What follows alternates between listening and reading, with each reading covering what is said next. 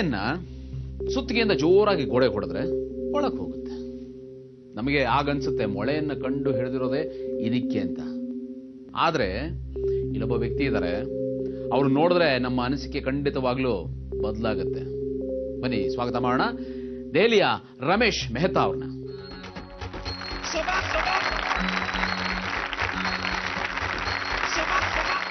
ರಮೇಶ್ ಮೆಹ್ತಾ ಅವರು ತಮ್ಮ ಈ ಇಳಿ ವಯಸ್ಸಿನಲ್ಲಿ ಯಾರು ಕೇಳಿರದ, ಯಾರು ಊಹಿಸಲಾಗದಂತ ಒಂದು ಸಾಧನೆಯನ್ನು ಮಾಡೋದಕ್ಕೆ ಹೊರಟಿದ್ದಾರೆ. ಸುಮಾರು 4.5 ಇಂಚಿನ ಮೊಳೆಗಳನ್ನ ತಮ್ಮ ಮೂಗಿನ ಎರಡೂ ಕಡೆಯ ಹೋಲ್ಗೆ ತಲಾ 2ರಂತೆ ಹೊಡೆದುಕೊಂಡು ಆಮೇಲೆ 5 kg ತೂಕಾನ ಎತ್ತುತ್ತಾರೆ. ಕೇಳಿದ್ರೆ ನಿಜವಾಗ್ಲೂ ಹಾರ್ಟ್ ಬೀಟ್ ಜಾಸ್ತಿ ಆಗ್ತಾ ಇದೆ ಅಲ್ವಾ? ನೋಡ ಬನ್ನಿ ರಮೇಶ್ ಅವರ ಈ ಅಪರೂಪದ ಅಪಾಯದ ಅಂಚಿನ ಸಾಹಸವನ್ನ.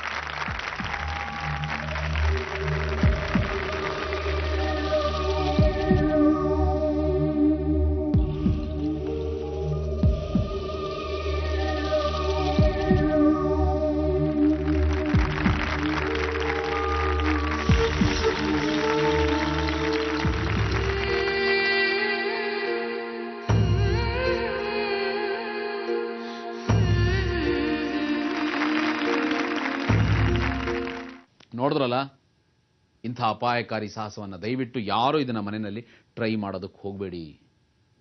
ಇದು ರಮೇಶ್ ಅಂತ ಸಾಹಸ ನಿಪುಣರಿಂದ ಮಾತ್ರ ಸಾಧ್ಯ. ಶಬಾಷ್ ರಮೇಶ್, ಶಬಾಷ್ ಇಂಡಿಯಾ.